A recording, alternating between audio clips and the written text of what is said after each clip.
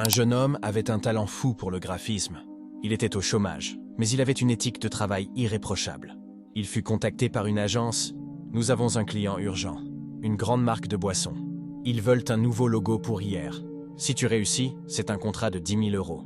Il travailla 72 heures sans dormir. Il créa un logo brillant, il envoya son travail. L'agence lui répondit « Désolé, le client a trouvé que c'était bien, mais ils ont choisi une autre option. Pas de paiement pour le travail refusé. » Il était brisé et sans un sou. Il aurait pu les insulter, porter plainte. Mais il se souvint d'un verset. « Et peut-être que vous détestez une chose alors qu'elle est un bien pour vous. » Il répondit simplement « Je comprends. Merci pour l'opportunité. » Il mit son logo « Refusé » sur son portfolio en ligne, simplement comme exemple de travail. Puis la surprise survint.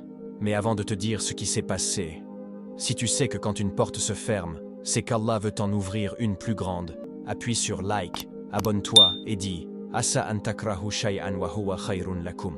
Une semaine plus tard, il reçut un email d'une agence de design prestigieuse à New York. « Monsieur, nous sommes tombés sur votre portfolio.